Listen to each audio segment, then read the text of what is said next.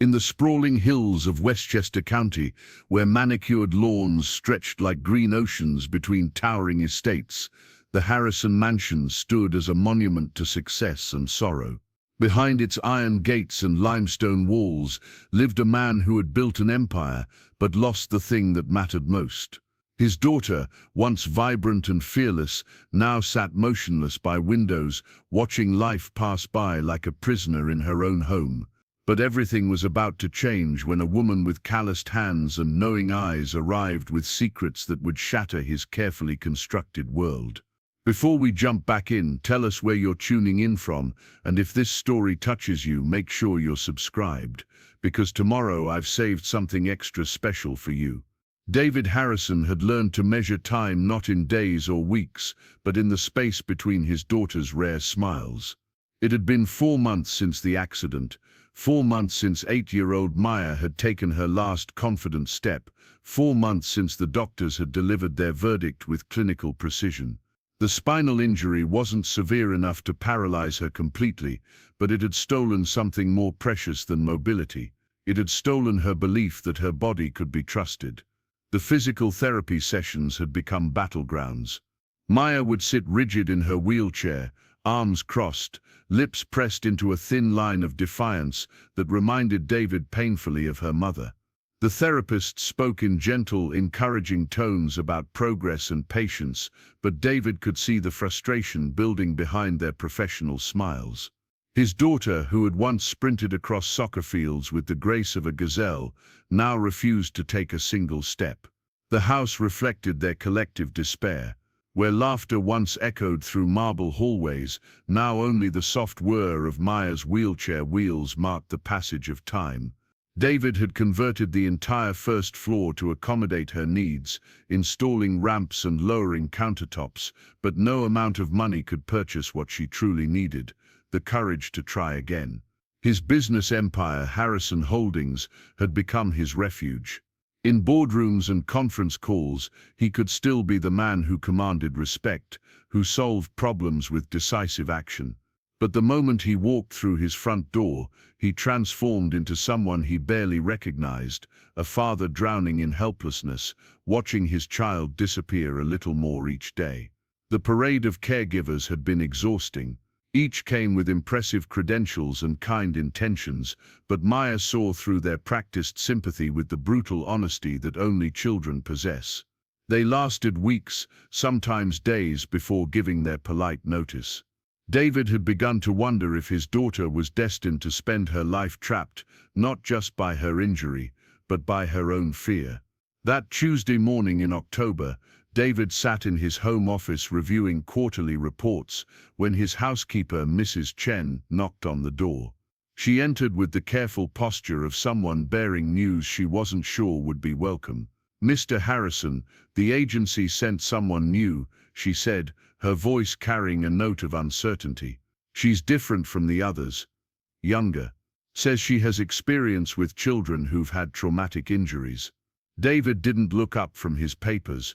Another caregiver meant another eventual disappointment, another person who would try to fix Maya with cheerful platitudes and fail. "Send her to Maya's room. We'll see how long this one lasts." Mrs. Chen hesitated at the door. "Sir, there's something else." She asked specifically about the grounds, wanted to know about the running trails. This caught David's attention. He finally looked up, his brow furrowed. "Running trails? Maya can barely walk across the room." "That's what I told her," Mrs. Chen replied. "She just smiled and said she liked to know the layout of a place before she started working." Something in Mrs. Chen's tone suggested there was more to this new caregiver than met the eye, but David was too tired to probe further. He waved her away and returned to his reports, trying to lose himself in numbers that made sense, in problems that could be solved with strategy and determination. An hour later, the sound of Maya's laughter stopped him cold. David sat frozen at his desk, pen suspended over a contract, afraid to breathe lest he shatter whatever miracle was occurring down the hall. It had been so long since he'd heard that sound that for a moment he wondered if he'd imagined it. When it came again, bright and unguarded, David abandoned his work and moved quietly toward Maya's room. The door was slightly ajar, and through the gap, he could see his daughter sitting upright in her wheelchair, her face animated in a way that made his chest tight with hope and fear. The woman beside her was nothing like the previous caregivers. She was perhaps 30, with auburn hair pulled back in a practical ponytail, and clothes that spoke of someone who valued function over fashion. Her jeans were faded at the knees, her sneakers well worn but clean. But it was her posture that struck David most. She sat cross-legged on the floor beside Maya's wheelchair, bringing herself to the child's eye level rather than towering over her like an authority figure. "So you're telling me you used to run faster than all the boys in your class?" the woman was saying, her voice carrying genuine interest rather than the patronizing tone most adults used with children. Maya nodded eagerly, more animated than David had seen her in months. "I was the fastest in my whole grade," Coach Martinez said. "I could probably run in high school if I kept training." "Coach Martinez sounds smart," the woman replied. "What was your favorite race?" "The 100-meter dash. I liked how it was just pure speed, you know. No strategy, no pacing, just run as fast as you can." David found himself holding his breath. This was the longest conversation Maya had willingly participated in since the accident. The woman seemed to understand something the others had missed. Maya didn't need sympathy. She needed someone who could see past her wheelchair to the runner she still was inside. "I'm Sarah, by the way," the woman said, extending her hand toward Maya. "Sarah Mitchell. And I think Coach Martinez was absolutely right about your potential." Maya shook her hand solemnly. "Are you going to try to make me walk on those stupid bars like the others?" Sarah's laugh was warm and genuine. "Those parallel bars, honestly, they always looked pretty boring to me. I was thinking we might start with something a little more interesting." "Like what?" "Well, that depends. Are you interested in learning some secrets about running that most people don't know?" Maya's eyes lit up with curiosity. "What kind of secrets?" Sarah leaned in conspiratorially. "The kind that could help you understand your body better than you ever have before. But I should warn you, these aren't the kind of secrets you learn sitting still." David felt something shift in his chest. This woman wasn't approaching Maya's recovery like a medical problem to be solved. She was treating it like an adventure to be undertaken, with Maya as the hero rather than the victim.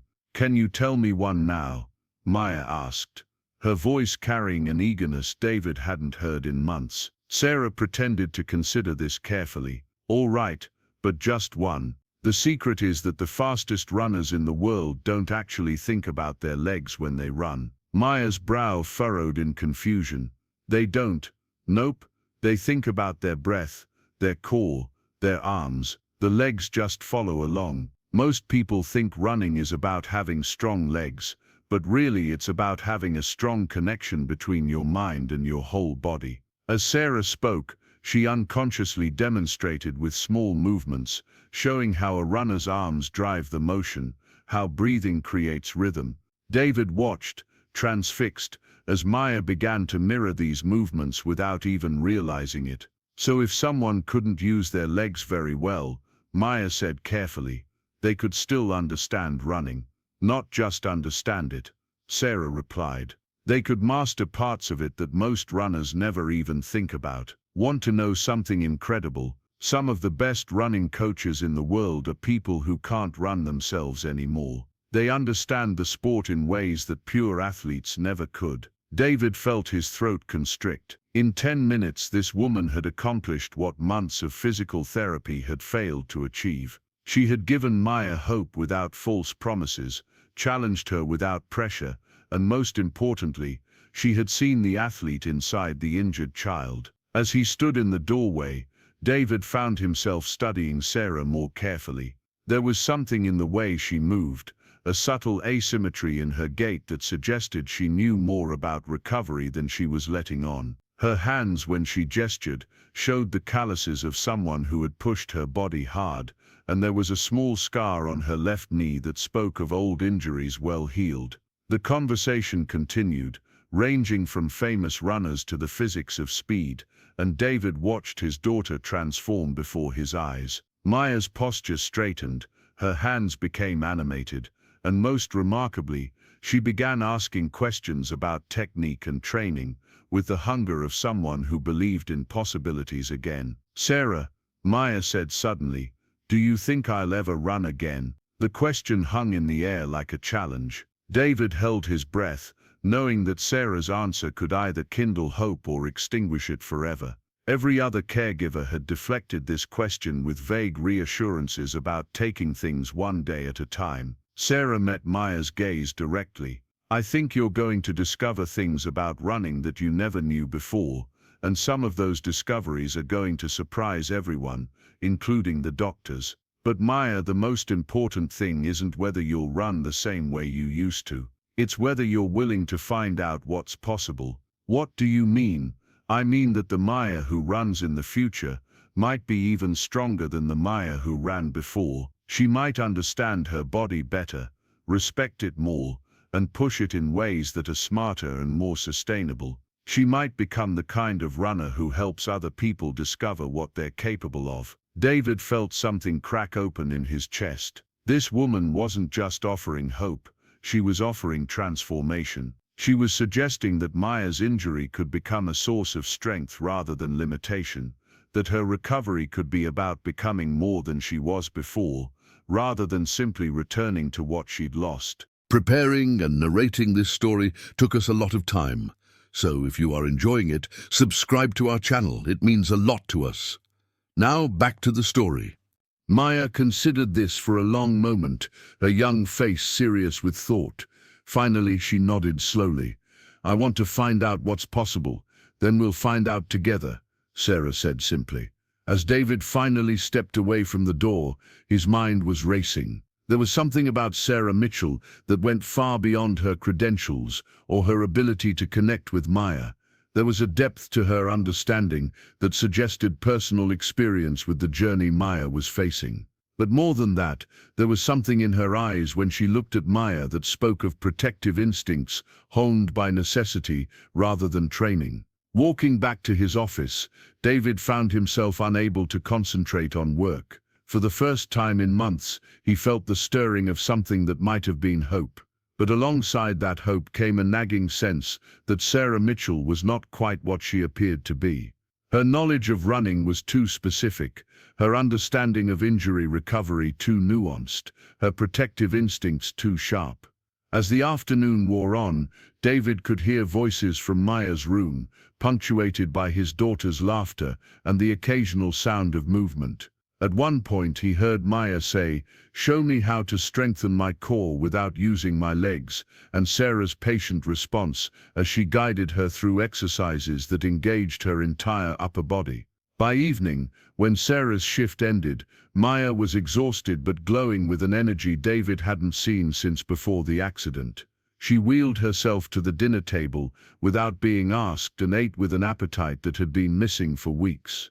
"Dad," she said as David tucked her into bed, "Sarah knows about running in a way that's different from Coach Martinez. It's like she understands what it feels like to have your body not work the way you want it to." David's heart skipped.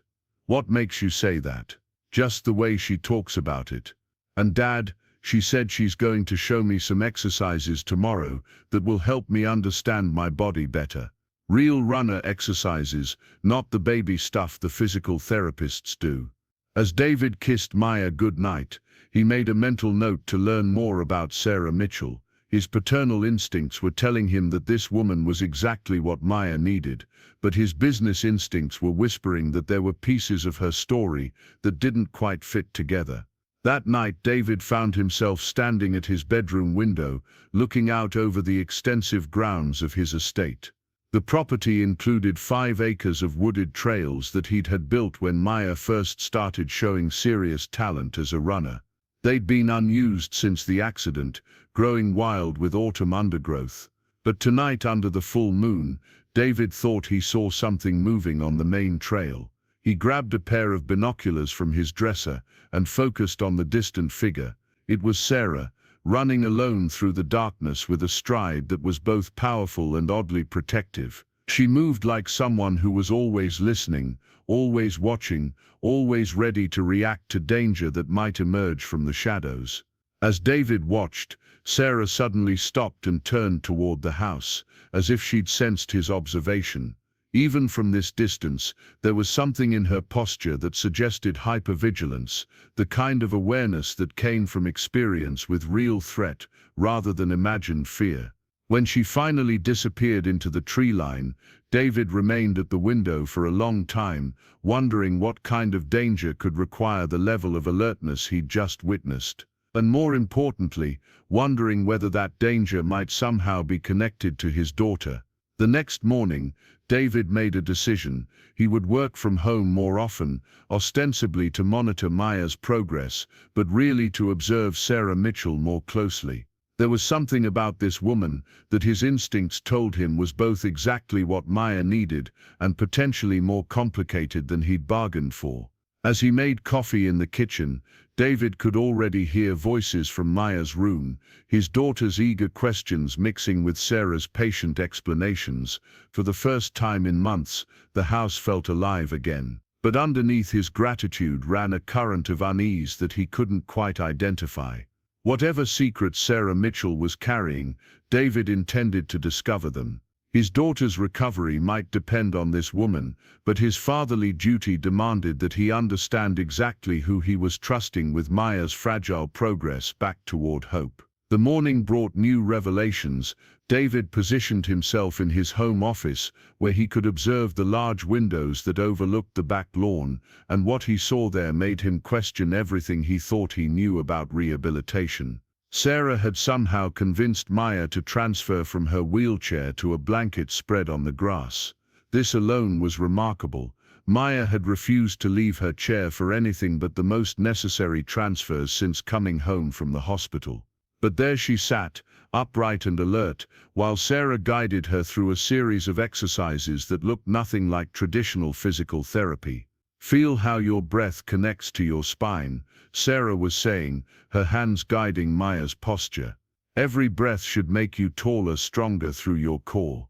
Maya closed her eyes, following the instruction with a concentration David had never seen her apply to any of her previous therapy sessions. As she breathed, David could see her spine straightening, her shoulders squaring, her entire upper body engaging in ways that suggested strength rather than compensation. "Now," Sarah continued, "imagine that your breath is creating a line of energy from the top of your head down through your body and into the ground. This is the same energy that powers every great runner, regardless of how their legs work." David watched, fascinated, as Maya seemed to grow before his eyes.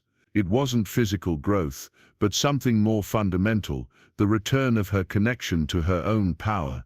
Sarah was teaching her to find strength in the parts of her body that still worked perfectly, to build from that foundation rather than focus on what was damaged. "Can you feel it?" Sarah asked.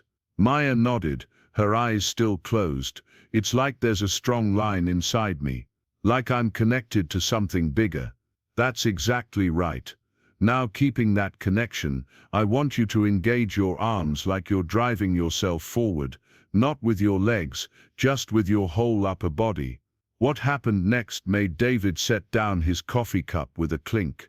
Maya began moving her arms in the rhythm of running, and as she did, her entire torso engaged, creating a powerful driving motion that was unmistakably athletic.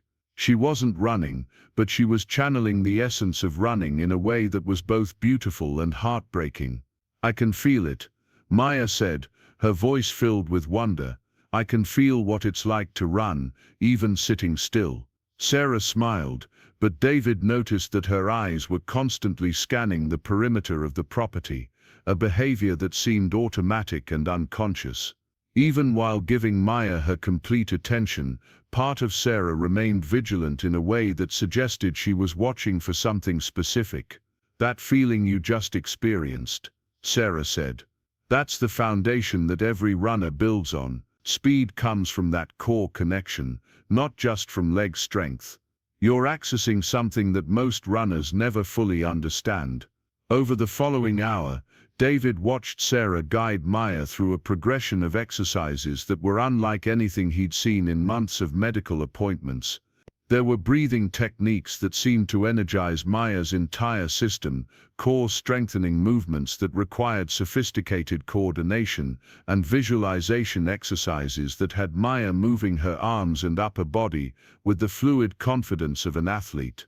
But it was Sarah's teaching style that truly impressed David. She never asked Maya to do anything she couldn't accomplish, never pushed her toward failure or frustration. Instead, she built each exercise on Maya's success with the previous one, creating a cascade of small victories that accumulated into genuine confidence. Sarah, Maya said during a brief rest, "You talk about running like you've had to figure out new ways to do it."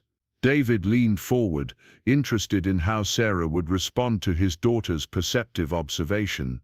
Sarah was quiet for a moment, her gaze distant. "I suppose I have had to figure out new ways," she said finally. "Sometimes life asks us to discover that we're stronger than we knew, but in different ways than we expected." "Did you get hurt too?" "I learned that our bodies are more adaptable than we think, and that sometimes what feels like an ending is actually just a different kind of beginning." It was a non-answer, but Maya seemed satisfied with it. David, however, found himself more curious than ever about Sarah's background. There was a careful precision to the way she avoided specifics that suggested she had practiced deflecting personal questions. As the morning session concluded, David watched Sarah help Maya transition back to her wheelchair. But what struck him was that Maya no longer slumped in the chair the way she had for months. Her posture remained upright, her shoulders square, as if the exercises had reminded her body of its inherent strength. "Same time tomorrow?" Sarah asked as she gathered her things. "Yes," Maya said eagerly. "And Sarah, can we do some of those breathing exercises outside, maybe by the trails?" David saw Sarah's expression change subtly, a quick tension that was there and gone so fast he might have imagined it. "We'll see," she said. "I'd like to walk those trails myself first, just to make sure they're safe." The word safe hung in the air with a weight that seemed disproportionate to discussing walking trails on a private estate. David found himself wondering what kind of safety concerns would occur to someone in Sarah's position, and why her instincts seemed so finely tuned to potential danger. That afternoon, while Maya napped, David decided to take a walk around his property himself. He followed the main trail that wound through the wooded section of his estate, trying to see it through Sarah's eyes. What safety concerns might she have identified? The trails were well maintained, with clear sight lines and good drainage. They were completely private, enclosed within his estate's security perimeter. But as David walked, he began to notice things he'd never paid attention to before: multiple access points where someone could enter the property undetected, blind corners where a person could be surprised, and secluded areas where someone could hide or wait unseen. For the first time, David found himself thinking about his property, not as a peaceful retreat, but as a security challenge. Maya's accident had made national news. The daughter of a billionaire hospitalized in a car crash was exactly the kind of story that attracted unwanted attention. He'd hired security consultants immediately after bringing Maya home, but their focus had been on the house itself, not on the extensive grounds. As he completed his circuit and returned to the house, David spotted Sarah's car in the driveway. She'd returned early, and through the window of Maya's room, he could see her kneeling beside his daughter's bed, engaged in quiet conversation. There was something protective in her posture, the way she positioned herself between Maya and the window, that reinforced David's growing suspicion that Sarah Mitchell knew more about security than a typical caregiver should. That evening, after Maya had gone to bed, David made a decision. He knocked on the door of the guest room where Sarah was staying during her extended shifts and waited for her invitation to enter. She opened the door wearing running clothes, clearly preparing for another nighttime run. Up close, David could see that her fitness was not just general health, but the specific conditioning of someone who ran seriously and often. Her legs showed the muscle definition of a trained athlete, and her resting heart rate, visible in the steady pulse at her throat, was impressively low. "Mr. Harrison," she said, "is Maya all right?" "Maya's fine," David replied. "I wanted to talk to you about her progress and about some observations I've made." Sarah stepped aside to let him into the room, but David noticed that she chose a position near the door, never allowing herself to be cornered. Her room was sparse but organized with military precision, and on the nightstand was a book about sports psychology for trauma survivors. "Maya's improvement has been remarkable," David began. "In 2 days you've accomplished more than we've seen in 4 months. But I'm curious about your background. Your techniques seem quite specialized." Sarah met his gaze directly. "I have experience working with young athletes who've experienced traumatic injuries. Every case is different, but there are common elements in the recovery process. And your running experience. Maya mentioned that you seem to understand the sport from a very personal perspective." For the first time since David had met her, Sarah hesitated. "I was a runner," she said finally, "competitively for many years. I understand the mental side of the sport as well as the physical aspects." Sarah's jaw tightened almost imperceptibly. "Circumstances changed. Now I help other people discover what they're capable of." David studied her face, noting the careful way she controlled her expression. "Sarah, I need to ask you something directly. Do you have any concerns about Maya's safety that go beyond her physical recovery?" The question seemed to catch Sarah off guard. For a moment her professional composure slipped, and David saw something in her eyes that looked like fear, not for herself, but the kind of protective fear that comes from experience with real threat. "What makes you ask that?" she said carefully. "I've noticed that you seem unusually alert to your surroundings. You scan the property constantly. You position yourself protectively when you're with Maya, and you ask specifically about the security of the running trails. These aren't typical concerns for a recovery specialist." Sarah was quiet for a long moment, clearly weighing how much to reveal. Finally, she sat down on the edge of the bed and looked directly at David. "Mr. Harrison, has anyone contacted you recently about Maya? Any unusual phone calls, unexpected visitors, anything that seemed out of place?" David felt a chill run down his spine. "No. Should I be expecting something?" "I don't know," Sarah said honestly. "But when a child from a high-profile family suffers a public injury, it sometimes attracts attention from people who see vulnerability as opportunity. I've learned to be cautious." "What kind of attention?" Sarah stood and walked to the window, peering out at the darkened grounds with the practiced eye of someone assessing security risks. "People who might see Maya's injury as a way to get leverage over you.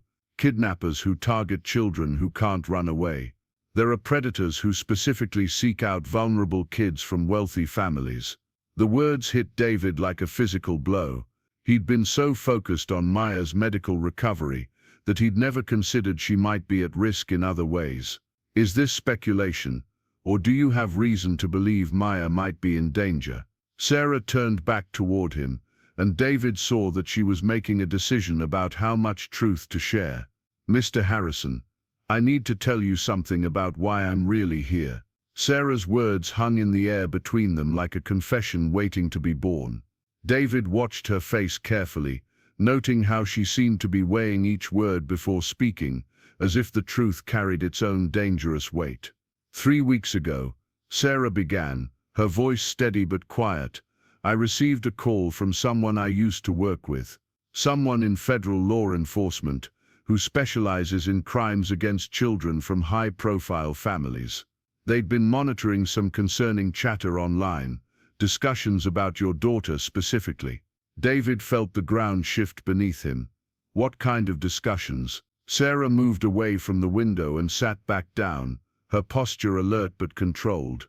"There's a network of people who track the movements and vulnerabilities of wealthy families' children. They share information about security gaps, personal habits, medical situations. Maya's accident made her a target of interest because her mobility limitations were public knowledge. The room felt suddenly cold. David had always known that wealth came with risks, but he'd never imagined that his daughter's injury could make her more vulnerable to predators.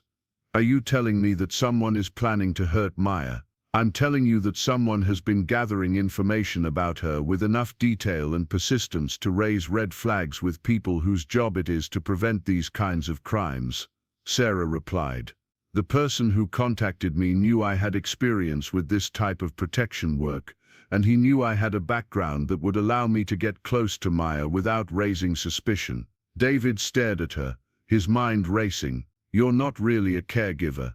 "I am a caregiver," Sarah said firmly. "Everything I've done with Maya has been genuine, but you're right that it's not my primary profession. I'm a former federal agent who specialized in protecting children from kidnapping and trafficking rings. I left the bureau 5 years ago, but I still consult on cases involving high-risk families." The revelation reframed everything David had observed about Sarah: her vigilance, her protective positioning, her knowledge of security vulnerabilities all suddenly made perfect sense, but it also raised new questions that made his chest tight with anxiety. "Why didn't anyone tell me about this threat?" David asked, his voice sharper than he intended. "Why didn't the FBI contact me directly?" Sarah's expression softened slightly.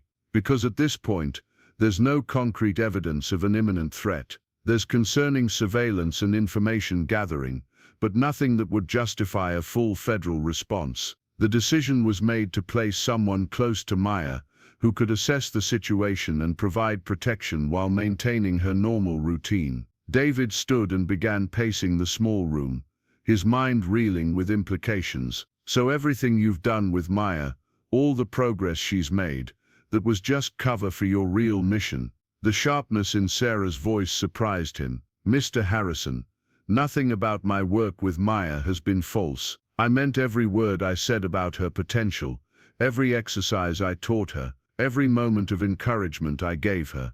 Yes, I'm here to protect her, but that protection includes helping her heal and grow stronger. The two missions aren't separate." David stopped pacing and looked at Sarah directly. There was something in her tone that suggested this was personal for her in ways that went beyond professional duty. "What aren't you telling me about your background?" Sarah was quiet for a long moment, and David could see her internal struggle playing out across her features. Finally she spoke, her voice softer than before. "I was a competitive runner in college, Division I, full scholarship, Olympic trial qualifier. I was also studying criminal justice because I wanted to work in law enforcement after my running career ended. What happened? In my senior year, I was targeted by someone who had been stalking female athletes on campus. He'd been watching me for months, learning my training schedule, my routes, my habits. One evening when I was running alone on a trail near campus, he attacked me."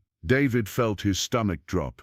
The careful way Sarah moved, her hypervigilance, her protective instincts, all suddenly took on a different meaning. "I fought back," Sarah continued, "but in the struggle I sustained injuries that ended my competitive running career. Torn ligaments, damaged cartilage, chronic pain that made elite-level training impossible. But the experience taught me something valuable.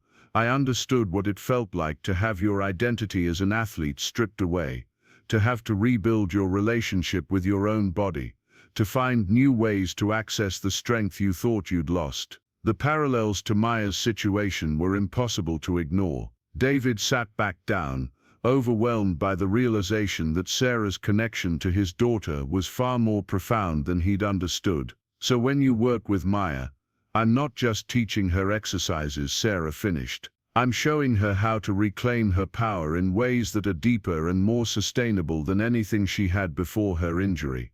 Because I've been where she is, Mr. Harrison. I know what it's like to feel like your body has betrayed you, and I know what it takes to build something new from that broken place." David felt a complex mix of emotions washing over him: gratitude for Sarah's genuine care for Maya, anger that his daughter was potentially in danger, and a growing respect for this woman who had turned her own trauma into a way of helping others. What exactly do you think the threat to Maya looks like? Sarah stood and moved back to the window, her professional demeanor returning. Based on the intelligence we have, there's someone who has been conducting surveillance of your property for the past several weeks. They've been photographing the grounds, timing security patrols, and gathering information about Maya's routine. The pattern suggests they're planning some kind of approach, possibly an abduction attempt. The words hit David like a physical blow.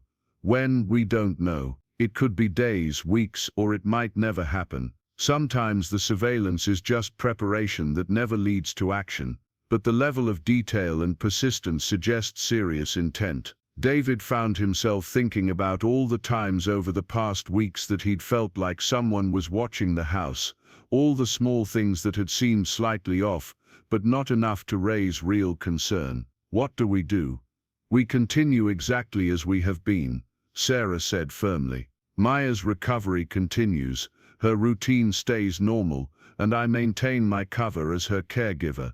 But we also implement some additional security measures that won't be obvious to anyone watching from outside. Over the next hour, Sarah outlined a comprehensive security plan that impressed David with its thoroughness and subtlety. Motion sensors disguised as garden lights, additional cameras positioned to eliminate blind spots, a communication system that would allow Sarah to instantly alert law enforcement if needed. But most importantly, she explained how Maya's growing strength and confidence would be her best protection. The person targeting Maya is counting on her being helpless and afraid, Sarah explained. Every day that she gets stronger, every bit of confidence she gains, makes her a less attractive target. Predators look for easy victims, and Maya is becoming anything but easy. As Sarah walked David through the security enhancements, he found himself marveling at her ability to think like both a protector and a healer. The measures she proposed would keep Maya safe without making her feel like a prisoner in her own home. In fact, many of them would enhance her sense of freedom and mobility. There's something else, Sarah said as their conversation wound down. I need Maya to learn some basic self-protection skills, but I want to frame them as part of her athletic training. Awareness techniques, how to use her upper body strength effectively, how to attract attention if she needs help. Can you support that approach? David nodded immediately. Whatever Maya needs to be safe and strong. Sarah smiled, and for the first time since she'd revealed her true identity, David saw the warm caregiver who had been working with his daughter. Mr. Harrison, I want you to know that protecting Maya isn't just a job for me. What she's accomplished in the past few days, the courage she's shown, the way she's fought to reclaim her strength, it means more to me than I can adequately express. I won't let anyone hurt her. The fierce protectiveness in Sarah's voice left no doubt about her commitment. David found himself grateful not just for her professional skills, but for the personal investment she'd made in Maya's well-being. What happens next? Tomorrow, Maya and I continue working on her strength and coordination, but we'll also start incorporating some new elements into her training, techniques that will help her feel more secure and capable. And you'll start noticing some subtle changes around the property that will help ensure her safety. As Sarah prepared to leave for her evening run, David had one more question. Why are you still running at night? Isn't that dangerous given what you know about the surveillance? Sarah's smile was grim but determined, because whoever is watching needs to see that I'm just a dedicated caregiver who happens to be a fitness enthusiast. But also because those runs allow me to scout the property and surrounding area in ways that stationary surveillance can't. I'm not just exercising, Mr. Harrison, I'm hunting.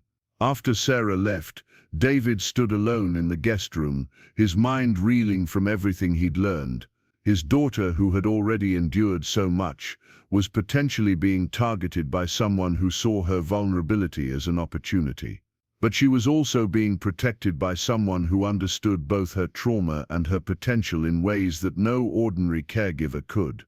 David spent the next hour making phone calls to his own security team, implementing additional measures that would coordinate with Sarah's plan without interfering with it. He also called his lawyer to discuss legal protections and his insurance company to review their kidnapping and ransom coverage. For the first time since Maya's accident, David felt like he was taking action that could make a real difference in his daughter's safety. But as he finally prepared for bed, David found himself thinking not just about the threat to Maya, but about Sarah herself. The courage it must have taken for her to rebuild her life after her attack, to turn her own trauma into a source of strength for others. The way she'd been able to see past Maya's injury to the athlete still waiting inside. The fierce protectiveness she'd shown, not just as a professional, but as someone who genuinely cared.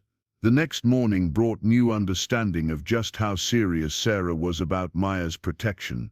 David woke to find that several subtle changes had been made to the property overnight.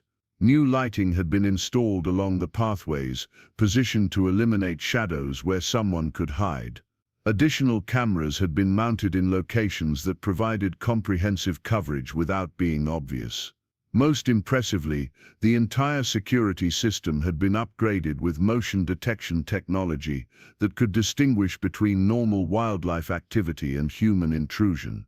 When David went to check on Maya, he found her already awake and eager to begin her session with Sarah. Her transformation over the past few days had been remarkable, but this morning there was something different in her demeanor. She seemed more alert, more aware of her surroundings, as if some of Sarah's protective instincts had begun to rub off on her. "Dad," Maya said as Sarah entered the room, "Sarah's going to teach me some new techniques today. She says they're advanced training that will help me become a smarter athlete." David caught Sarah's eye and saw the subtle nod that confirmed this was part of the self-protection training they'd discussed. He was impressed by how Sarah had framed it in terms that would engage Maya's competitive instincts rather than frighten her with talk of danger. The morning session took place in the main living room, where the large windows provided natural light but also allowed Sarah to maintain visual contact with the grounds. David positioned himself in his adjacent office where he could observe without being intrusive, and what he saw there redefined his understanding of what recovery could look like. Sarah had Maya positioned on a large exercise mat, but instead of focusing solely on traditional physical therapy movements, she was teaching her techniques that were clearly drawn from self-defense training. But the way she presented them was brilliant. Everything was framed in terms of athletic performance and body awareness. The strongest runners in the world understand how to use their entire body as an integrated system, Sarah explained as she guided Maya through movements that were teaching her how to generate power from her core and upper body. They know how to shift their weight, how to use momentum, how to create force from unexpected angles. As Maya practiced these movements, David could see her confidence growing. She was learning that even from a seated position, she could generate significant power and control her positioning in ways that would make her difficult to overpower or restrain. But more than that, she was rediscovering her identity as an athlete, someone who was strong and capable rather than helpless and dependent.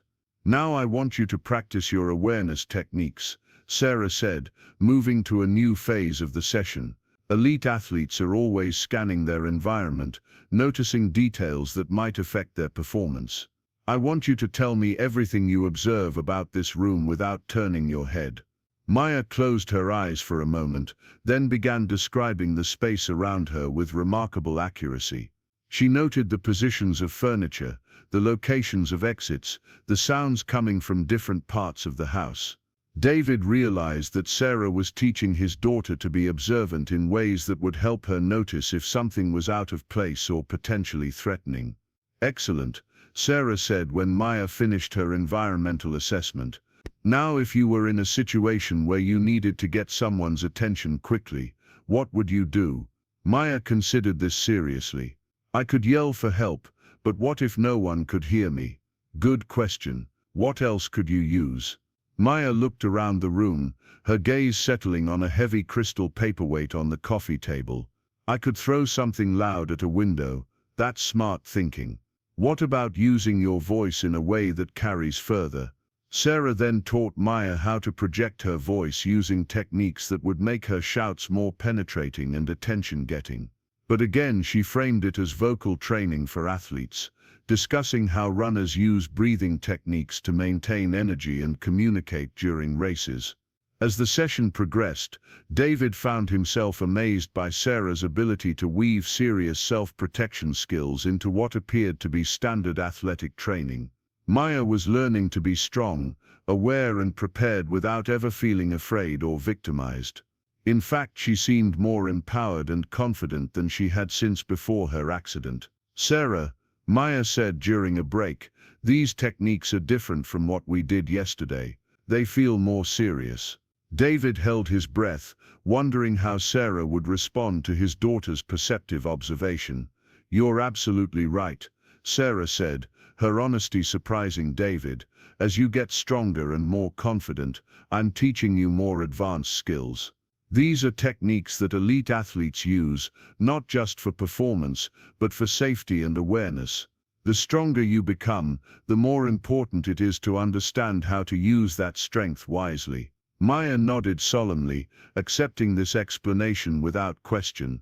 David realized that Sarah's approach was teaching his daughter to take responsibility for her own safety without creating fear or paranoia. She was learning to be prepared and aware as a natural extension of being a serious athlete. The afternoon brought a new development that tested everyone's alertness. David was in a video conference when Mrs. Chen knocked on his office door with unusual urgency. She entered with a concerned expression and a small package in her hands. "Mr. Harrison," she said quietly, "this was delivered to the front gate. No return address, no delivery company logo. The guard thought you should see it immediately." David ended his call and examined the package. It was addressed to Maya in block letters that looked like they'd been deliberately disguised. There was something unsettling about the careful anonymity of the addressing, and David felt his protective instincts surge. "Where's Sarah?" he asked. "Mrs. Chen. With Maya in the therapy room. Should I get her?" "Yes, but don't alarm Maya. Just ask Sarah to step out for a moment." When Sarah arrived at David's office, her demeanor changed immediately upon seeing the package. Without touching it, she examined it from multiple angles, her professional training evident in the systematic way she assessed the potential threat.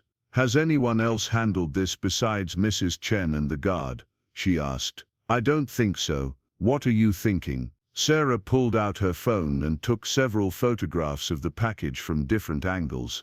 "I'm thinking we don't open this without taking proper precautions. It could be harmless, but the timing and anonymous nature are concerning given what we know about the surveillance." Over the next hour, Sarah coordinated with law enforcement contacts to have the package examined by professionals. While they waited for the bomb squad to arrive, David found himself grateful for Sarah's presence and expertise. He would never have known how to handle a potentially dangerous package, but she managed the situation with calm efficiency that kept everyone safe without creating panic. Maya remained unaware of the situation, continuing her afternoon rest in her room, while adults handled the potential crisis. David realized this was exactly the kind of protection he wanted for his daughter, comprehensive safety measures that allowed her to live her life without being consumed by fear. When the bomb squad finally cleared the package as safe, its contents proved to be deeply disturbing in a different way. Inside was a collection of photographs, images of Maya's accident scene,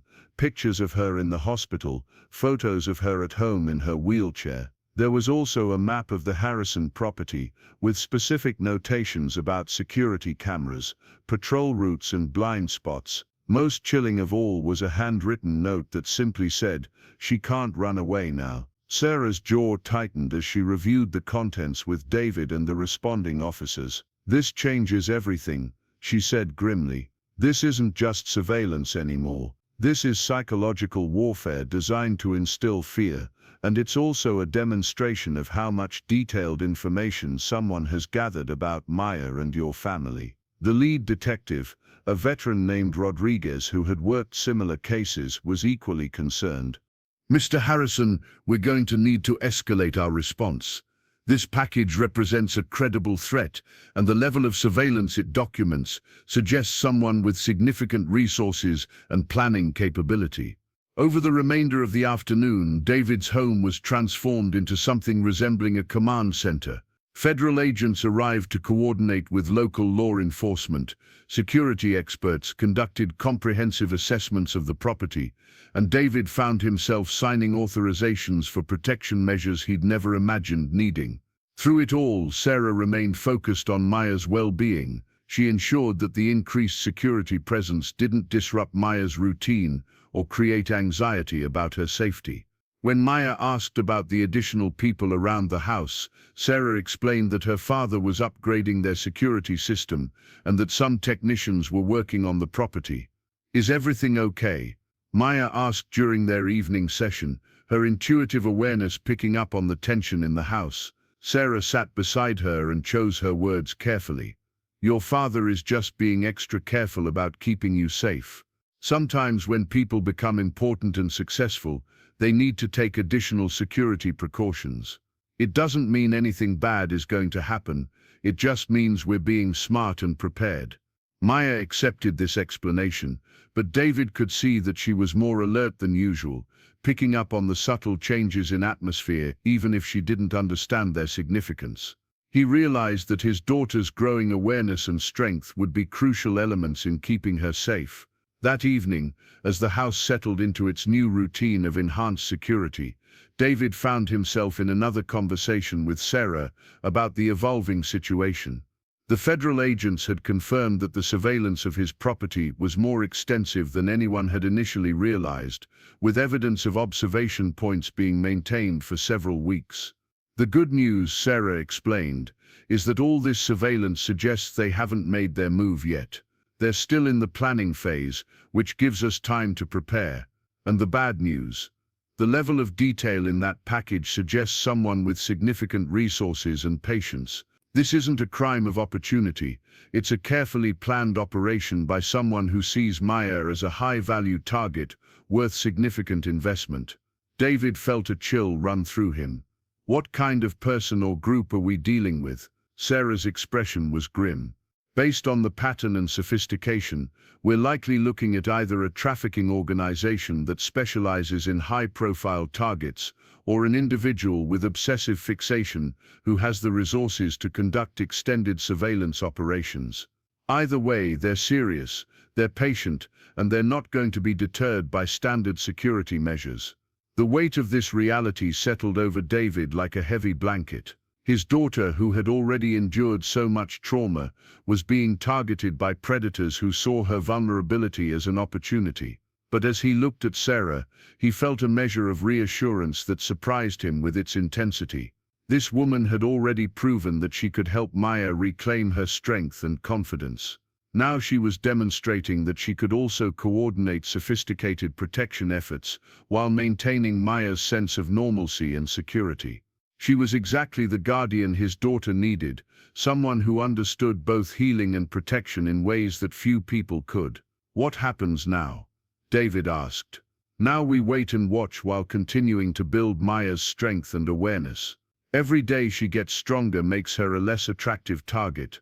Every skill she learns increases her ability to protect herself. And every hour that passes gives us more intelligence about who we're dealing with and what they're planning." Sarah moved to the window and gazed out at the property, which was now dotted with subtle security enhancements and monitoring equipment. "Mr. Harrison, I need you to understand something. We're not just keeping Maya safe from external threats. We're rebuilding her into someone who can keep herself safe for the rest of her life. The confidence she's gaining, the awareness she's developing, the physical strength she's building, these will protect her long after this immediate threat is resolved." David nodded, understanding that Sarah's approach was about much more than just surviving the current crisis. She was transforming Maya from a potential victim into a young woman who would be difficult to victimize, not just because of external protection, but because of her own capabilities and awareness. As the night deepened and the enhanced security systems activated around the property, David felt a complex mix of emotions. fear for his daughter's safety, gratitude for Sarah's expertise and dedication, and a growing recognition that this crisis was revealing strengths in both Maya and himself that he hadn't known existed. Maya was asleep in her room, protected by sophisticated technology and human guardians, but more importantly, she was protected by her own growing strength and confidence. She was learning to be not just a survivor, but a victor, someone who could face challenges with courage and capability. And David was learning that sometimes the greatest protection came not from hiding from danger, but from building the strength and awareness to meet it head-on. Sarah had brought both of these lessons into their lives, transforming what could have been a story of victimization into a journey of empowerment and growth. Tomorrow would bring new challenges and continued vigilance, but tonight David felt something he hadn't experienced since Maya's accident, the confidence that his daughter was exactly where she needed to be, with exactly the protection and guidance she required to not just survive but thrive. The morning air carried an unusual stillness that made Sarah's skin prickle with unease. 3 days had passed since the package arrived, 3 days of heightened security and careful vigilance, but now something felt different. As she completed her dawn perimeter check, Sarah noticed that the surveillance positions federal agents had identified around the property appeared to be abandoned. The subtle signs of human presence that had been consistent for weeks were simply gone. In her experience, this could mean one of two things: either the threat had been deterred and whoever was watching had given up, or they had moved from surveillance to action phase. Sarah's instincts told her it was the latter. Maya was already awake when Sarah entered her room, sitting by the window with an expression that was both thoughtful and alert. Over the past week she had begun to develop the same environmental awareness that Sarah possessed, picking up on subtle changes in routine and atmosphere that most people would miss. "Something's different today," Maya said without preamble, her young voice carrying a seriousness that reminded Sarah how much this child had grown in such a short time. "What makes you say that?" Sarah asked, genuinely curious about what Maya's developing instincts had detected. "The birds sound different. Usually there are more of them in the morning, but today they're quieter, and I haven't heard the lawn maintenance crew, even though it's Thursday." Sarah felt a chill run through her. Maya was right on both counts, and these were exactly the kinds of environmental changes that could signal increased human activity in areas where it shouldn't be. The child's observation skills had developed remarkably under Sarah's guidance, but Sarah had hoped they would never need to be put to practical use. "Those are very good observations," Sarah said carefully. "I think today might be a good day to practice some of our advanced awareness exercises inside the house." Maya's eyes sharpened with understanding. Without needing further explanation, she transferred from her bed to her wheelchair with the quick efficiency she had developed over recent weeks. Her movements were confident and purposeful, showing none of the hesitation and fear that had characterized her mobility in the early days after her accident. As they made their way to the main living area, Sarah activated the discreet communication device that connected her directly to the security command center that had been established in David's home office. The response was immediate and concerning. Motion sensors had detected multiple individuals moving through the wooded areas of the property, approaching from different directions in a coordinated pattern that suggested military or law enforcement training. David appeared in the hallway, his face tense with controlled urgency. "Sarah, we need to implement lockdown protocols immediately. We have at least 6 individuals approaching the house from multiple directions, and they're moving with tactical precision." Sarah's training kicked in automatically. "Maya, we're going to play a special game today. I need you to show me how well you can follow emergency procedures, like a fire drill but more detailed." Maya nodded solemnly, her trust in Sarah evident in the way she immediately shifted into a more alert posture. "What do I need to do?" "First, we're going to move to the safe room that was prepared for situations like this. Then you're going to demonstrate all those awareness and communication skills we've been practicing. Can you do that for me?" The safe room was actually David's reinforced study, which had been quietly modified over the past few days with additional security features, emergency communication equipment, and supplies that could sustain several people for extended periods. As they moved through the house, Sarah was impressed by Maya's composure and focus.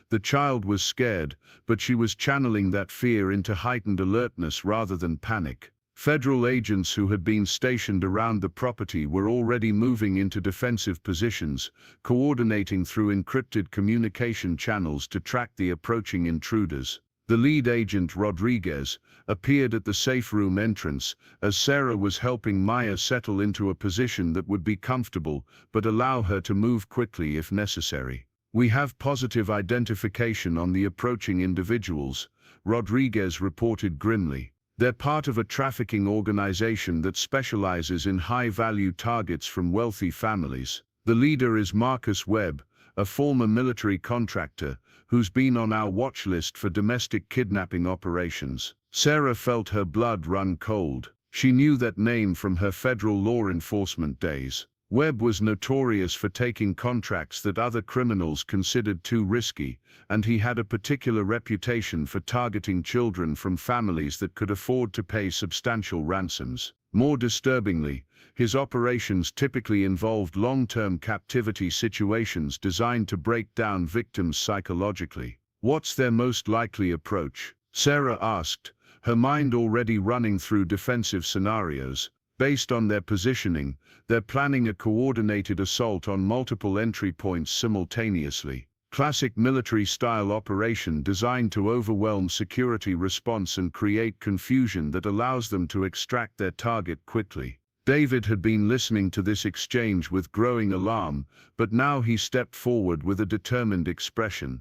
"What can I do? I won't hide in here while my daughter is under attack." Sarah appreciated his courage, but she also knew that untrained civilians could complicate professional security responses in dangerous ways. "Mr. Harrison, the most important thing you can do is stay with Maya and help her stay calm and focused. She's going to need your strength and confidence to get through this." Maya looked up at her father and Sarah, her young face serious but not panicked. "Are the bad people here to hurt me?" The directness of her question deserved an honest answer. Sarah knelt beside Maya's wheelchair and looked into her eyes. "There are people outside who want to take you away from your family, but that's not going to happen. You remember all those strength exercises we've been doing, all the awareness training, all the ways we've practiced being smart and prepared?" Maya nodded firmly. "Today is the day you get to use all of that training for real. I need you to be the strongest, smartest, most aware version of yourself, okay?" "I can do that," Maya said with conviction that made Sarah's chest tighten with pride and fierce protectiveness. The first breach came exactly when Rodriguez had predicted, with the sound of breaking glass from the main entrance followed immediately by similar sounds from the back terrace and side kitchen door. The coordinated timing confirmed that they were dealing with professionals who had studied the house layout and planned their approach carefully. Through the security monitors in the safe room, Sarah could see figures moving through the house with tactical precision, searching room by room in a pattern that would systematically cover the entire building. They were wearing dark clothing and communication headsets, and they moved with the disciplined coordination of a military unit. "They're going to find this room eventually," Sarah said quietly to David. "When they do, I need you to follow my lead exactly. Maya's safety depends on everyone doing exactly what we've prepared for." Over the next 10 minutes, the sounds of the search grew closer. Sarah could hear furniture being moved, doors being opened, and the occasional burst of radio communication as the intruders coordinated their systematic sweep of the property. Federal agents were engaging them in the outer areas of the house, but the attackers had come prepared for armed resistance and were pushing through toward the core of the building. Maya sat in her wheelchair with remarkable composure, her hands resting calmly in her lap, her breathing steady and controlled. The awareness training Sarah had given her was serving her well. Instead of becoming paralyzed by fear, she was staying alert and focused, ready to respond to whatever came next. When the safe room door finally exploded inward, Sarah was ready. The first man through the door was tall and muscular, wearing tactical gear and carrying military-grade weapons. Behind him came two others, including a woman with cold eyes, who immediately focused on Maya with the calculating gaze of someone appraising valuable merchandise. "Well, well," the woman said, her voice carrying a mock-friendly tone that made Sarah's skin crawl. "Maya Harrison, I presume. You're going to come with us now, sweetheart." Sarah stepped protectively in front of Maya's wheelchair, her body language shifting into the controlled readiness of someone prepared to fight. "That's not going to happen." The lead man, who Sarah now recognized as Marcus Webb from federal surveillance photos, laughed with genuine amusement. "The nanny wants to play hero. How touching. Stand aside, lady, unless you want to get hurt." "I'm not moving," Sarah said calmly, her voice carrying the quiet authority of someone who had faced down dangerous situations before and prevailed. Webb's expression shifted from amusement to irritation. "Take her down, but keep it quiet. We don't want to damage the merchandise." What happened next unfolded with the brutal efficiency of professional combat. The second man moved toward Sarah with confident aggression, clearly expecting to overpower a civilian caregiver without significant resistance. Instead, he found himself facing someone whose response time and precision spoke of extensive tactical training. Sarah's first strike disabled his weapon arm, her second put him on the ground, and her third ensured he wouldn't be getting back up soon. The entire sequence took less than 5 seconds and demonstrated a level of combat skill that clearly surprised the remaining intruders. "Federal agent," Sarah announced, producing her badge and weapon in a smooth motion that spoke of countless hours of practice. "You're under arrest for attempted kidnapping and about 20 other federal charges." Webb's reaction was swift and dangerous. Instead of surrendering, he grabbed for Maya, clearly intending to use her as a human shield. But Maya was ready for this possibility because Sarah had prepared her for exactly this scenario. Following the training they had practiced repeatedly over recent days, Maya activated the wheelchair's brake release and used her powerful upper body to propel herself quickly to the side, moving out of Webb's reach while simultaneously pressing the emergency alert button on the device. Sarah had given her. The movement was so unexpected and executed with such precision that Webb stumbled forward off balance, giving Sarah the opening she needed. Her tackle brought him down hard, and within seconds she had him restrained with zip ties that seemed to appear from nowhere. The woman, seeing her companions disabled and her primary target out of reach, made a desperate grab for David, apparently intending to use him as leverage. But she had underestimated both his determination and Maya's continued alertness. "Dad, duck left," Maya shouted, her voice clear and commanding. David responded instantly to his daughter's warning, dropping to his left just as Sarah's third strike of the engagement connected with their final attacker. Within less than 2 minutes, all 3 intruders were neutralized and secured. The aftermath brought a flood of federal agents and local law enforcement officers who had been waiting in coordinated positions around the property. As the crime scene was processed and the attackers were taken into custody, Sarah finally allowed herself to focus completely on Maya's well-being. The child was shaking slightly now that the immediate danger had passed, but her eyes were bright with something that looked more like triumph than trauma. She had faced the exact situation that all their training had been designed to prepare her for, and she had performed with courage and intelligence that exceeded even Sarah's expectations. "Maya," Sarah said, kneeling beside her wheelchair, "you were incredible. The way you moved when you needed to, the warning you gave your father, the way you stayed calm and aware throughout everything that happened. You saved yourself today, and you probably saved all of us." Maya's smile was radiant with justified pride. "I remembered everything you taught me, about being strong, about being smart, about not letting fear make my decisions for me." David wrapped his arms around his daughter, his own emotions threatening to overwhelm him. For months he had watched Maya struggle with feelings of helplessness and vulnerability. Today, He had seen her demonstrate that she was neither helpless nor vulnerable. She was strong, capable, and brave in ways that had nothing to do with whether her legs worked perfectly. Rodriguez approached them with an expression of professional admiration. "Miss Mitchell, that was some of the finest tactical response work I've seen in 20 years of law enforcement. And Maya, your performance under pressure was exceptional. You followed your training perfectly and made decisions that kept everyone safe." As the immediate crisis wound down and the property was secured, Sarah found herself reflecting on how completely the situation had transformed everyone involved. Maya had discovered that her injury didn't define her capabilities. David had learned that his daughter was far stronger and more resilient than he had dared to hope. And Sarah had found a way to turn her own trauma into a source of protection and empowerment for others.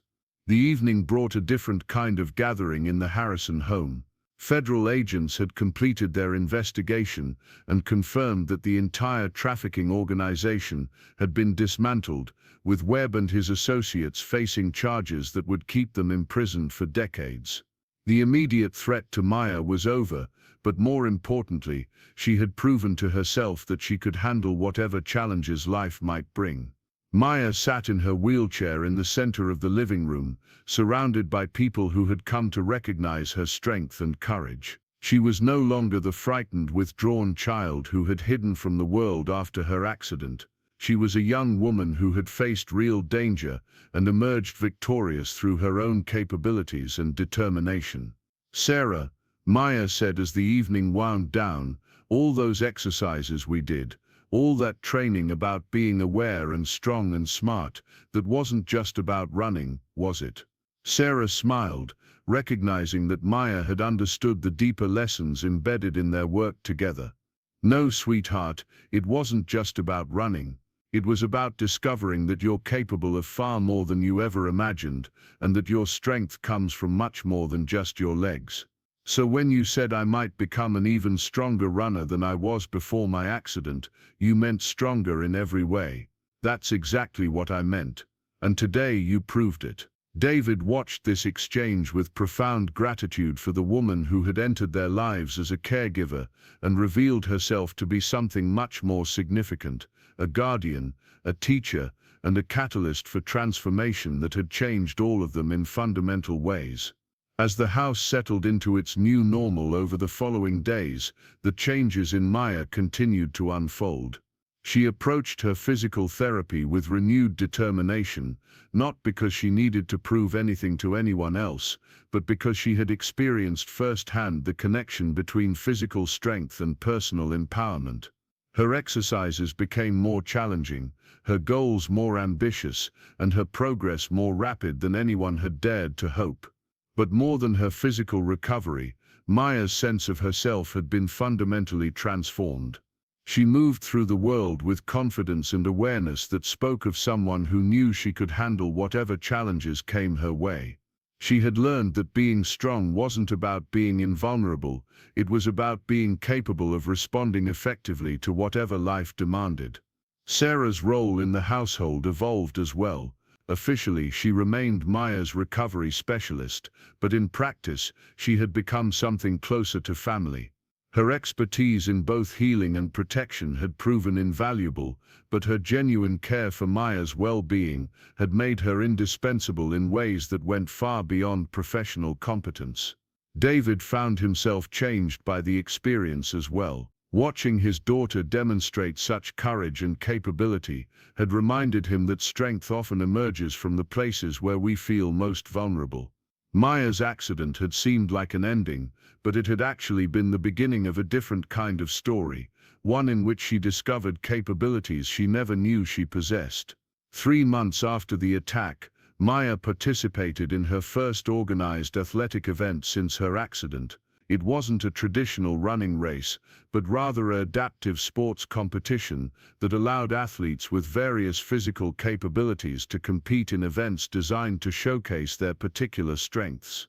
Maya's event was a wheelchair racing competition, but her approach to it reflected everything she had learned about strength, strategy, and determination during her recovery.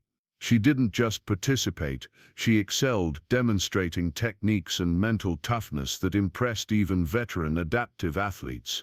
Sarah stood at the finish line, watching Maya cross with a time that would have been competitive even in elite adaptive racing circles. The child who had once believed her athletic career was over had discovered that it was actually just beginning in a new form. As Maya wheeled over to where Sarah and David were waiting, her face glowing with achievement and joy, Sarah felt a deep satisfaction that went beyond professional pride. This young woman had faced trauma, danger and uncertainty, and had emerged stronger, wiser and more capable than she had ever been before.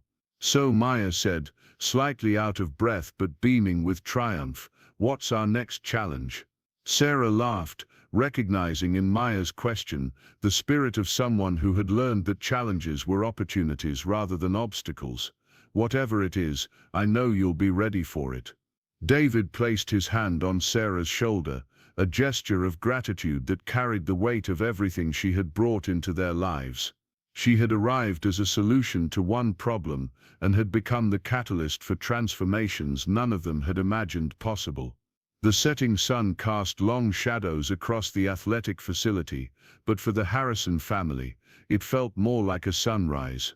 Maya's journey from victim to victor was complete, but her story as a strong, capable, aware young woman was just beginning, and she would face whatever came next with the confidence of someone who had already proven she could overcome anything life demanded of her.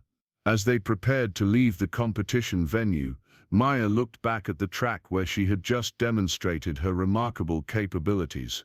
"Sarah, do you think I'll ever run with my legs again?" The question no longer carried the desperate hope it had months earlier. Now it was simply curiosity about possibilities, asked by someone who knew her worth wasn't determined by any single capability. "I don't know," Sarah answered honestly, "but I know that whatever happens, you'll find a way to be exactly as strong and fast and amazing as you choose to be." Maya nodded, satisfied with this answer in a way that spoke of profound personal growth. She had learned that the most important race wasn't against other people or against time, but against the limitations that fear and doubt try to impose on human potential. The drive home was filled with comfortable conversation about future goals, upcoming competitions, and new training techniques Maya wanted to try. David listened to his daughter plan her athletic future with the same enthusiasm she had once brought to her original running career, and he marveled at how completely her perspective had transformed. That evening, as Maya worked on homework that included a creative writing assignment about personal heroes, she found herself writing about Sarah without hesitation, but her essay wasn't about being rescued or protected. It was about being taught to rescue and protect herself, about learning that true strength comes from understanding your own capabilities and refusing to let anything diminish your sense of what's possible. Sarah read the essay when Maya asked her to review it, and found herself moved by the insight and maturity in the child's words. Maya had understood that the most valuable gift wasn't safety from challenge, but the confidence to meet challenges with strength and wisdom.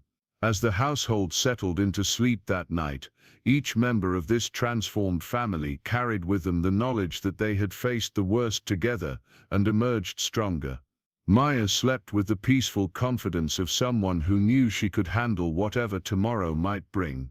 David rested with the satisfaction of having watched his daughter discover reserves of strength he had never imagined she possessed. And Sarah, the guardian who had arrived to protect a vulnerable child and had instead helped create a powerful young woman, felt the deep contentment that comes from knowing that her own journey through trauma and recovery had become the foundation for someone else's triumph over adversity. The story that had begun with fear and vulnerability had become one of strength, awareness, and unshakable confidence. Maya Harrison was no longer a target or a victim. She was a force to be reckoned with, and anyone who underestimated her capabilities would discover that some of the strongest people in the world are those who have learned to find power in places where others see only limitation. 2 years had passed since that terrifying night, when masked intruders had shattered the peaceful facade of the Harrison estate. The mansion that had once echoed with silence and grief, now pulsed with vibrant energy that spoke of lives rebuilt from the ground up. Maya's laughter could be heard drifting through open windows as she trained in the converted gymnasium that had replaced her mother's old sitting room. The transformation was remarkable not just in scope, but in the profound way it had redefined what recovery could mean. Maya had not only learned to walk again, but had become one of the most promising young athletes in adaptive sports across the entire Northeast region. Her collection of medals and trophies lined the shelves of what was now called the Achievement Room, each one representing not just athletic excellence, but the triumph of human spirit over circumstance. Sarah had officially joined the Harrison household not as an employee but as family. The adoption papers had been signed 6 months earlier, making her legally Maya's guardian alongside David, a formalization of bonds that had been forged in crisis and strengthened through shared purpose. Her background in federal law enforcement had led to consulting work that allowed her to help other families facing similar threats, turning her expertise into a mission that extended far beyond their own walls. The morning sun streamed through the kitchen windows as Maya prepared her pre-training breakfast with the methodical precision of a serious athlete. Her legs had regained most of their strength through months of intensive rehabilitation, but more importantly, her entire approach to physical challenge had evolved into something that went far beyond what she had possessed before her accident. Sarah, Maya said, adjusting the specialized running prosthetic that had become part of her standard equipment. Coach Williams thinks I'm ready to try for the National Junior Championships next month. The qualifying times are aggressive, but my splits from last week suggest it's achievable. Sarah looked up from her own breakfast preparation, noting the calm confidence in Maya's voice. Gone was any trace of the uncertainty and fear that had once characterized the child's relationship with her own body. In its place was the steady assurance of someone who had tested herself against real adversity and discovered reserves of strength she hadn't known existed. "What does your training data tell you?" Sarah asked, recognizing that Maya's decision-making process had become remarkably sophisticated for someone her age. Maya pulled out a tablet that displayed detailed performance analytics covering everything from split times to heart rate variability to biomechanical efficiency. Her approach to athletics had become informed by science and strategy in ways that put her ahead of competitors who relied solely on natural talent. "The numbers support the attempt," Maya said, scrolling through charts that documented months of systematic improvement. "More importantly, I know I can handle the pressure. The worst thing that could happen is I don't qualify this year and I try again next year. The best thing that could happen is I make the team and get to represent my country." David entered the kitchen in time to hear this exchange, and he felt the familiar surge of pride that had become a daily occurrence in their household. His daughter had learned to approach challenges with the kind of balanced perspective that many adults never developed, understanding that courage meant taking calculated risks rather than avoiding all possibility of failure. "What about the security considerations?" David asked, his paternal instinct still attuned to potential threats, even though the immediate danger had long since passed. Sarah and Maya exchanged a look that spoke of shared understanding developed through years of training together.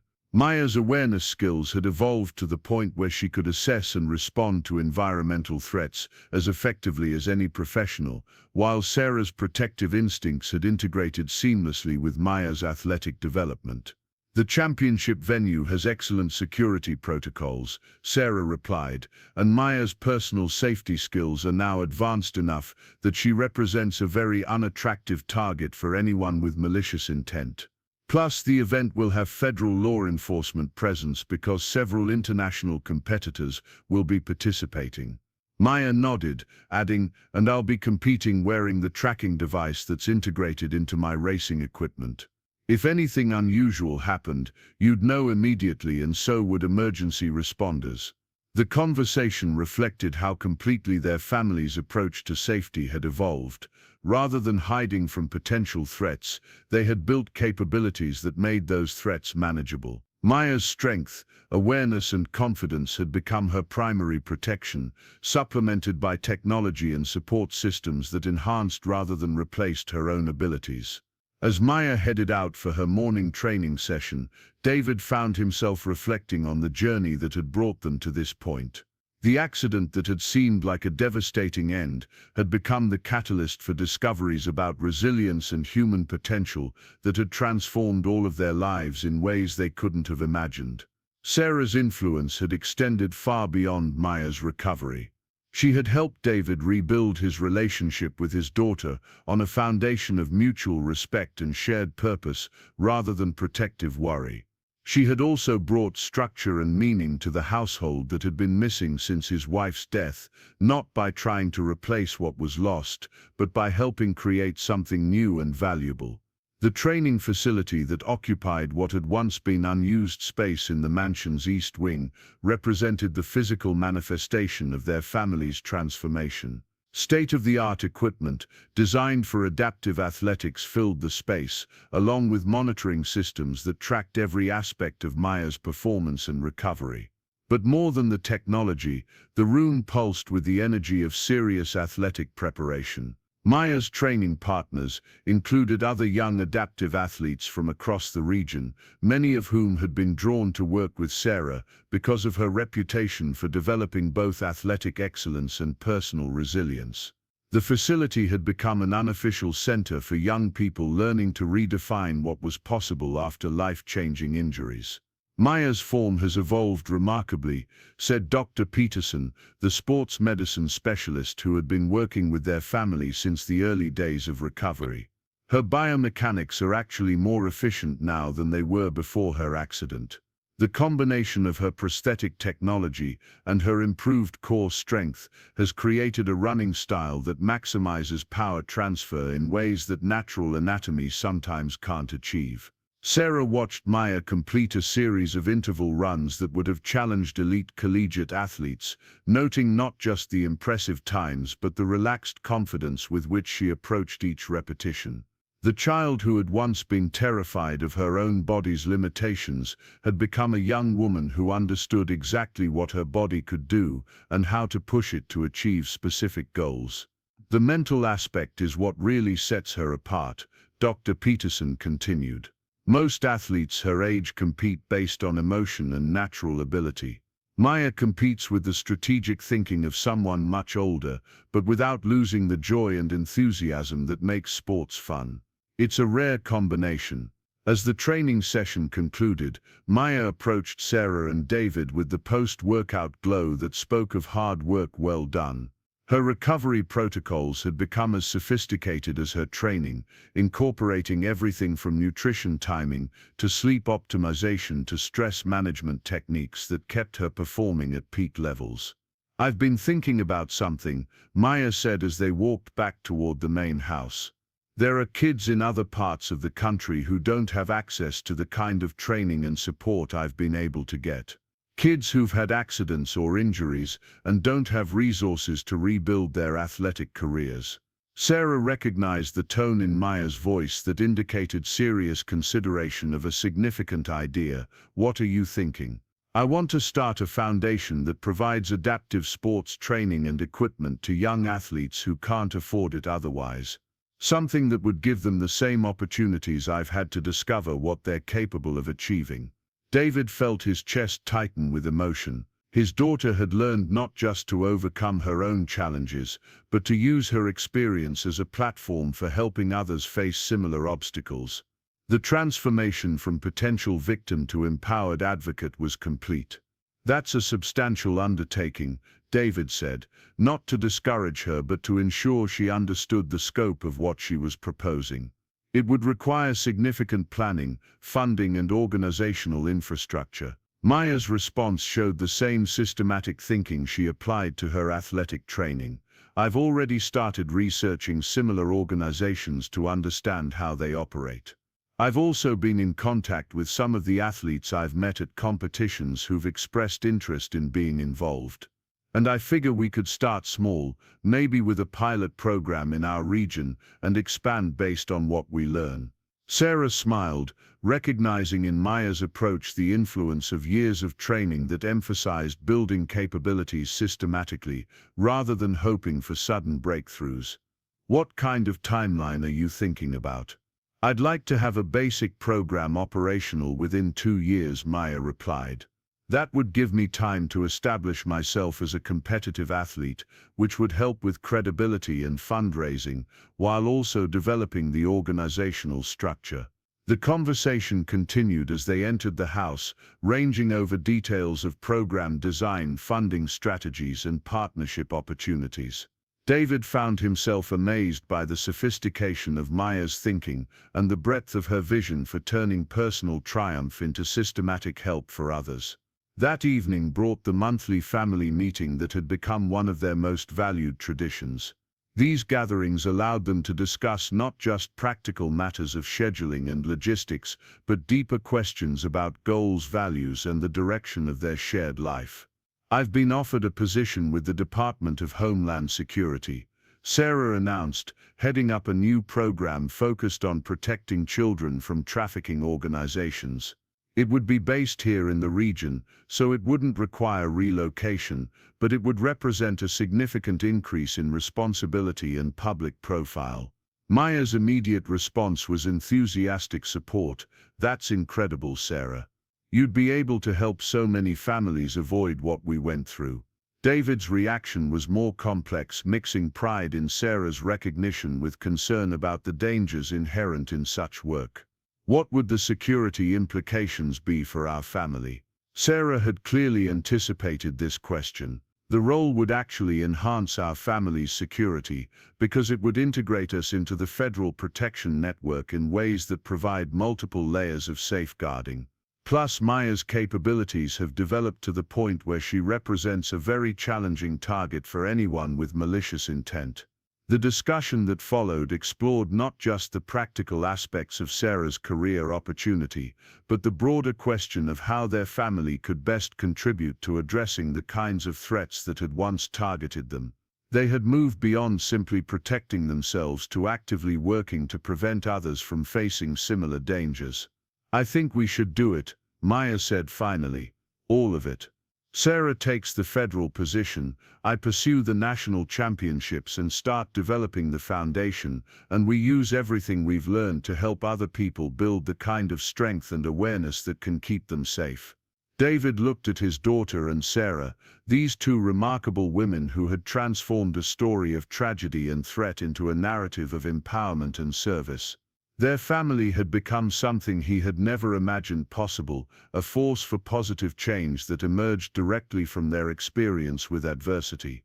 3 months later, Maya stood at the starting line of the National Junior Adaptive Athletics Championships, representing not just her own athletic ambitions, but the culmination of a journey that had redefined what recovery could mean. The stadium was filled with spectators who had come to witness some of the most inspiring athletic performances in the country. Sarah watched from the stands alongside David, both of them marveling at the confident young woman who had emerged from the frightened child they had first known. Maya's pre-race routine reflected years of systematic preparation, but more importantly, it demonstrated the kind of mental resilience that allowed her to perform at her best when the stakes were highest. The race itself was a masterpiece of strategic athletics. Maya had studied her competition thoroughly, understanding not just their strengths and weaknesses, but the tactical approaches that would give her the best chance of success. She ran with patience and intelligence, maintaining optimal position while conserving energy for the decisive moments. When she made her move in the final 400 meters, it was with the explosive power and sustained speed that had become her signature. But more than her physical capabilities, Maya demonstrated the kind of competitive intelligence that separated champions from merely talented athletes. She understood exactly when and how to deploy her strengths for maximum impact. The finish was dramatic, with Maya pulling ahead of a field of nationally ranked competitors to claim not just victory, but a new national record in her classification. As she crossed the line, her first gesture was not celebration but a calm acknowledgement of the achievement, followed by immediate attention to her competitors and gratitude toward the officials. The medal ceremony that followed was remarkable not just for Maya's individual achievement, but for what it represented about the power of systematic recovery and development. The young woman standing on the podium bore little resemblance to the frightened child who had once believed her athletic career was over. As the national anthem played and Maya's medal gleamed in the stadium lights, Sarah felt a profound satisfaction that went beyond professional accomplishment. She had entered the Harrison family's life to provide protection from external threats, but had discovered that the most meaningful protection came from building internal strength, confidence, and capability. The celebration that evening was attended by friends and supporters who had been part of Maya's journey, including many of the young athletes who trained at their facility, and several of the federal agents who had helped resolve the original crisis. The gathering had the feeling of a community that had formed around shared values of resilience, excellence, and mutual support. "I have an announcement," Maya said as the evening wound down, her national championship medal still around her neck. The Maya Harrison Foundation for Adaptive Athletics has received its non-profit certification, and we've secured funding for our first pilot program. We're going to start by working with 6 young athletes who've experienced traumatic injuries, providing them with the same kind of comprehensive support that made my recovery possible.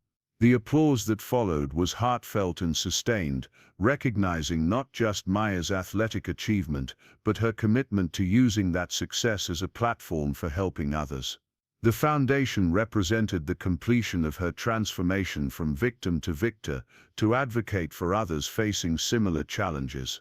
As the guests departed and the family settled into their evening routine, David found himself reflecting on the extraordinary journey that had brought them to this point. What had begun as a father's desperate attempt to help his injured daughter had evolved into a story of healing, growth, and service that touched the lives of many people beyond their immediate family.